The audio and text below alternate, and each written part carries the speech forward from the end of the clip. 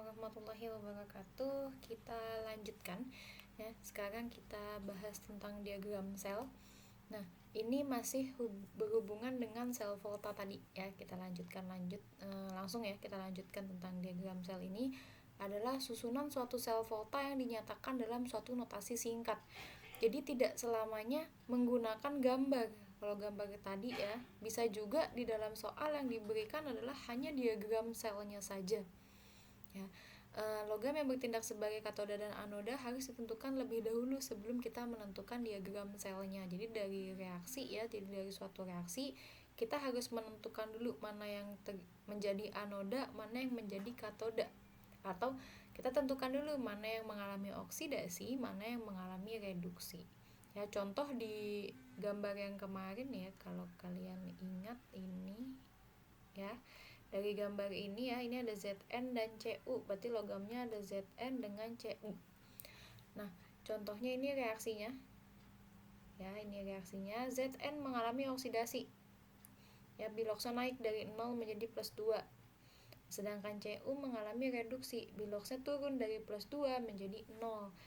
Maka yang bertindak sebagai anoda adalah Zn dan yang bertindak sebagai katoda adalah Cu. Ya.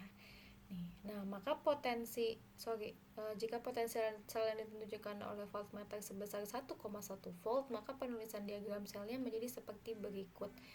Ya, ini adalah penulisan diagram sel. Nah, yang kiri kalian tuliskan dulu reaksi oksidasinya, ya. Yang kiri ini adalah anode, reaksi oksidasi. Lalu dipisahkan dengan garis 2 ini. Selanjutnya adalah yang sebelah kanan ini adalah reaksi di katoda atau reaksi reduksinya. Jadi kalau yang kiri reaksinya oksidasi, yang kanan reaksinya reduksi. Jangan lupa juga kalian masukkan fasanya. Apakah dia padat, cair, gas, atau aqueous. Tapi biasanya di dalam diagram sel ini hanya ada fasa padat dan aqueous. Kalau dari padat menjadi aqueous berarti melarut ya, larut. Tapi kalau dari aqueous menjadi padat berarti mengendap. Jadi yang terbentuk adalah dalam reaksi ini yang terbentuk adalah endapan Cu. Tuh ya. Nah, ini dari sini kita sudah bisa melihat reaksinya ya. Ini dengan penulisan E0 sama dengan 1,1 volt. Jadi reaksi antara Zn dengan Cu nih, Zn teroksidasi, Cu tereduksi menghasilkan energi potensial sebesar 1,1 volt. Ini E0 ini adalah energi yang dihasilkan. Ya, satuannya volt karena listrik tegangannya. Oke, ini potensial elektroda dan potensial sel. Nah, potensial elektroda ini potensial listrik pada permukaan elektroda. Nah, gimana cara menentukannya? Menentukannya dengan rumus ini. E0 sel sama dengan E0 katoda dikurangi E0 anoda. Nah, jadi misalnya ada contoh soal ya, kita langsung masuk ke dalam contoh soal. Diketahui potensial elektroda sebagai berikut, ada CD ya dengan Cu. Nah, ini semua dalam yang diketahui ini pasti reaksinya adalah reaksi reduksi. Kalian bisa lihat di buku kalian, di buku paket itu ada tabel potensial reduksi karena memang semua yang ditampilkan adalah potensial reduksi dari si unsur-unsur tersebut ya, dari ion-ionnya gitu. Itu semua yang ditampilkan adalah potensial reduksi. Nah, pertanyaannya, tuliskan diagram sel volta yang dapat disusun dari kedua elektroda tersebut ya. Jadi kita masih belum dikasih gambaran nih, nggak tahu dari mana arah elektron mengalir. Ya. Jadi cuman dikasih data potensial elektroda aja. Lalu tuliskan reaksi selnya dan yang terakhir adalah menentukan potensial standar dari sel tersebut. Oke, kita coba jawab ya satu-satu.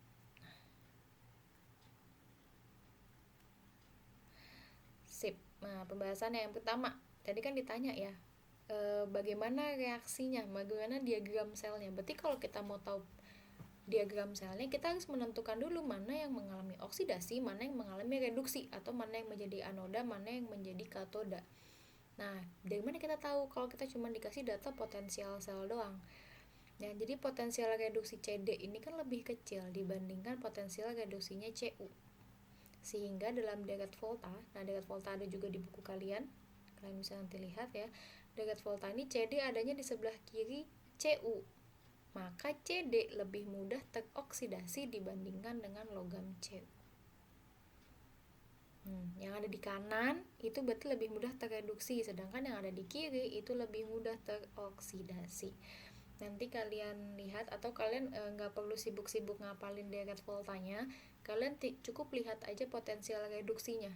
Kalau yang potensial reduksinya lebih kecil, berarti itu lebih mudah teroksidasi. Ya, kita ulang ya, lihat di soal nih, CD min 0,4, sedangkan Cu ini plus 0,3, berarti CD lebih mudah teroksidasi daripada terreduksi, karena reaksi yang spontan itu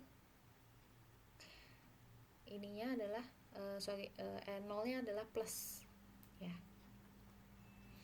Nah, kita mencari bagaimana caranya supaya nolnya ini plus untuk sel volta, supaya reaksinya spontan ya. Jadi karena potensial reduksi CD lebih kecil dibandingkan Cu, maka CD yang mengalami oksidasi. Jadi rasanya seperti ini. Ini diagram selnya. CD2+, lalu ada garis 2, Cu2+, Cu. Berarti anodanya adalah CD, ya, katodanya adalah Cu. Langsung kita masukkan reaksinya. Kenapa ini CD-nya jadi dibalik? Karena tadi kan yang diketahui di soal ini adalah reaksi reduksinya ya, sedangkan CD mengalami oksidasi, berarti kita balik dengan nilai E0 ini berubah tanda seperti ini ya. Tinggal kita hitung aja, ini reaksi selnya CD plus Cu2 plus bereaksi menjadi CD2 plus Cu ya. E0 selnya sama dengan plus 0,74 volt. Apa yang salah dari sini? Nah, ini kan contoh ya, nanti kalian bisa evaluasi. Yang salah adalah CD dan Cu-nya belum diberikan keterangan fasa. Nanti kalian berikan keterangan fasa. Ya, kalau ada muatannya di sini berarti dia dalam fasa larutan. Kalau tidak ada, biasanya dalam fasa solid. Ya, S. Oke, yang ketiga adalah berapa E0 sel. Nah, kita masukkan rumus yang tadi. E0 sel sama dengan E0 katoda min E0 anoda, sama dengan E0 Cu, karena katodanya adalah Cu, dikurang E0 CD ya, 0,34 volt min ya, dikurang dalam kurung min 0,4 volt. Nah, karena ini adalah E0 CD. Bisa juga, jadi nggak perlu kalian bikin ini, pakai ini langsung juga bisa. Nah, ini hasilnya adalah 0,74 volt.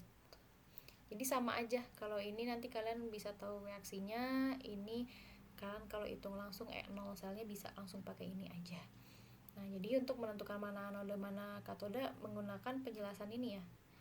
Yang potensial reduksinya lebih kecil itu akan mengalami oksidasi, otomatis jadi anoda. Yang lebih besar itu akan mengalami reduksi.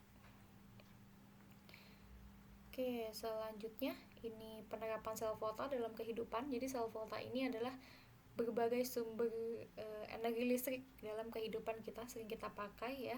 Ada sel kering karbon seng, ini baterai, biasa kalian pakai baterai, ini sel kering ya. Lalu ada sel aki timbal asam, ini aki, kita pakai aki juga. Lalu yang terakhir adalah ini yang banyak kita pakai di gadget-gadget kita, baterai lithium. Ini juga merupakan penerapan sel volta. Masih banyak sebenarnya penerapan sel volta yang lain.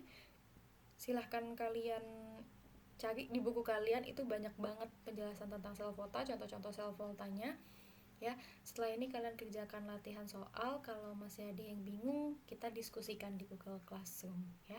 Assalamualaikum warahmatullahi wabarakatuh.